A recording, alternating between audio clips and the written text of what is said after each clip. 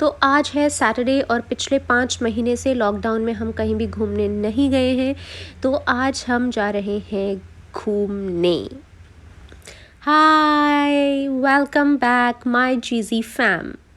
So right now we are crossing through BKC Bandra Kurla complex. ये मुंबई का सबसे पॉश एरिया कह सकते हैं, बांद्रा और कुर्ला के बीच में है। यहाँ पर सारे फाइनेंशियल इंस्टीट्यूशंस के कॉरपोरेट सेंटर्स हैं। मेरा ऑफिस भी यहीं पर है।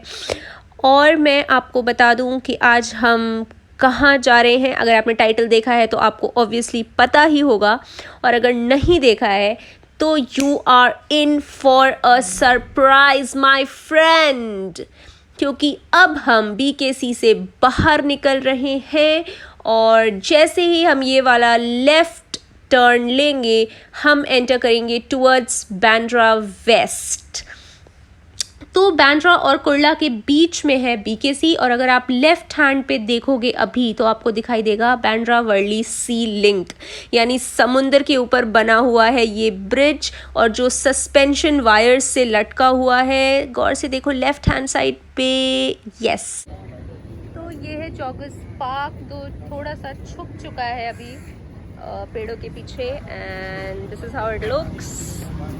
और इसके ठीक सामने है तो ये है सुशांत सिंह राजपूत का apartment. Yes, you heard that right. ये वो जगह है माउंट ब्लैंक अपार्टमेंट्स जहाँ सुशांत सिंह राजपूत रहते थे। उनका बांद्रा का वो फ्लैट जहाँ पर उन्होंने 14 जून को he was found dead. It is on Carter road and this is so heartbreaking. यहाँ आप देख सकते हो सामने प्रेस की गाड़ियाँ भी खड़ी हैं, हालांकि कुछ ज़्यादा सिक्योरिटी वगैरह नहीं है। और सामने उनका एक पोस्टर भी लगा हुआ है जिसमें लिखा है कि Sushant you will be really missed. अभी यहाँ पर मुंबई में बहुत मानसून है, तूफ़ान चल रहा है, इसलिए थोड़ा फट गया है। सो दिल बेचारा का ये पोस्टर है, you will be missed forever, and believe me you will be missed forever Sushant. We really really love you and we really hope कि आपके जो भी आपके डेथ से रिलेटेड चीज़ें हैं वो सॉल्व हो जाएं। So right now we have entered into joggers park, और नॉर्मली यहाँ पे बहुत भीड़ रहती है, लोग जॉगिंग वॉगिंग करते रहते हैं, और ये काफ़ी पॉश एरिया है। यहाँ पे बहुत सारे सेलिब्रिटीज़ रहते हैं आसपास, लेकिन अभी ये काफ़ी डेजर्टेड सा पड़ा है जैसा आप देख सकते हैं। सामने बेंच है जहाँ मैं बैठने जा रही हूँ।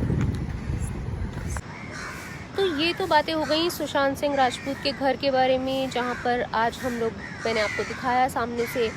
And there are lot of narratives जो बन रहे हैं अभी सुशांत के केस को लेकर। सबजूडिस्ड है, किसी को पता नहीं है। There are lot of investigations going on, but जो एक बहुत ही मेजर नरेटिव बन के आ रहा है that is about his relationship with Rhea Chakraborty. So मैंने सोचा कि आज मैं आपके साथ बात करना चाहती हूँ ऑन मैनिपुलेटिव रिलेशनशिप्स। देखिए, जब भी हम कभी किसी रिलेशनशिप में होते हैं तो ये बहुत ही ऑब्वियस होता है कि हमारे डिसीजंस चेंज होते हैं, हमारा लाइफस्टाइल का तरीका चेंज होता है, हम कैसे काम कर रहे होते हैं। जब हम अकेले रह रहे होते हैं तो there is a different way of doing things, और जब हम किसी के साथ रह रहे होते हैं तो ऑब्वियसली एक डिफरेंस आता है। लेकिन अगर आपको ऐसा लगने लगे कि आपके रिलेशनशिप में आपका जो सेल्फ कंट्रोल है वो कहीं ना कहीं कॉम्प्रोमाइज़ हो रहा है, तो उस केस में मुझे लगता है कि आपको बहुत ही क्रिटिकली उस रिलेशनशिप को देखने की ज़रूरत है। बिकॉज़ पता नहीं चलता कि कब एक बहुत ही अच्छा सा रिलेशनशिप जो हम ऐसा रोज़ी सा लेंसेज लगा के देख रहे होते हैं, तो हमें अपने पार्टनर की गलतियां नज़र नहीं आ रही होती, बिकॉज़ हम प्यार में पागल हो चुके होते हैं। लेकिन ये बहुत ही ज़रूरी है कि अगर आपको थोड़े भी साइंस नज़र आ रहे हैं तो आप उस रिलेशनशिप को एनालाइज करिए, ट्राई टू फाइंड आउट कि एग्जैक्टली क्या ये रिलेशनशिप एक ट्रू रिलेशनशिप है या फिर मैनिपुलेटिव रिलेशनशिप है।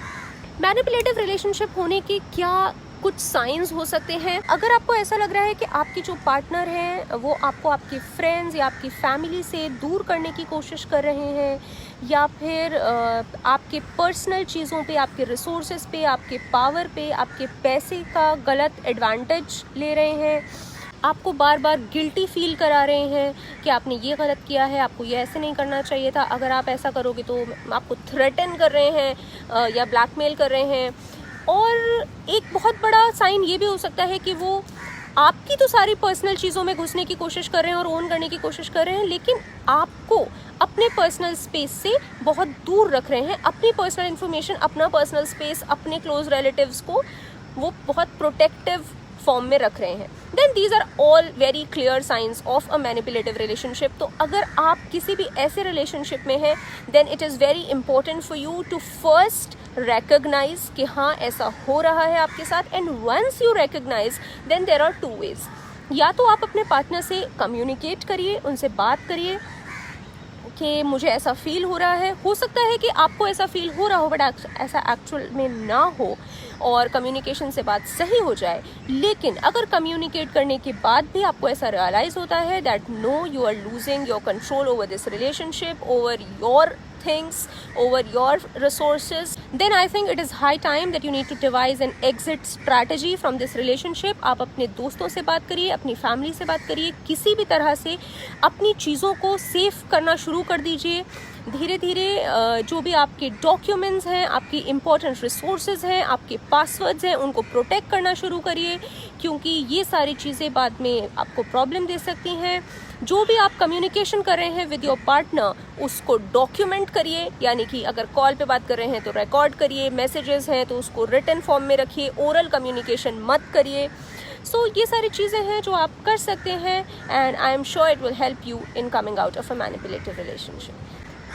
तो ये हो गई आपसे बातें। अब मैं थोड़ी देर यहाँ बैठूँगी, कंटेम्पलेट करूँगी, बिकॉज़ मुझे बहुत ही अच्छा लगता है अकेले बैठ के खुद से बातें करना। Self talk is like my me time, और उसके बिना मेरा स्ट्रेस, मेरी एंग्जाइटी बढ़ते जाती है। जब मुझे थोड़ा सा मी टाइम मिलता है तो मैं अकेले बैठती हूँ, खुद से बहुत सारी बातें करती हूँ, खुद को रीअश्योर करती हूँ कि कैसे नहीं नहीं इट्स ओके, कोई बात नहीं, चीज़ें अच्छी नहीं हो रही तो भी कोई बात नहीं, हो जाएंगी कभी ना कभी, just keep on doing, don't give up, इस टाइप की बातें। मतलब मैं अपनी कमर खुद ही थपथपाती रहती हूँ बीच बीच में। So this is what I am going to do right now, थोड़ी देर, और उसके बाद आई विल गो बैक। तो अब हम वापस जा रहे हैं। Say bye bye. At this rooster, look at him.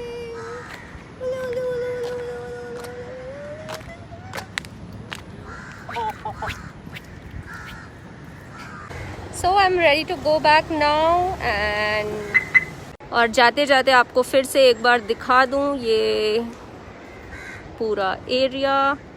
This is how it looks right now. There are people who are coming to the park and things are pretty normal here. So this is how it is. So I am in my car now. तो आपको ये video कैसा लगा please मुझे ज़रूर बताइए comment करके, और सब्सक्राइब करना मत भूलिए।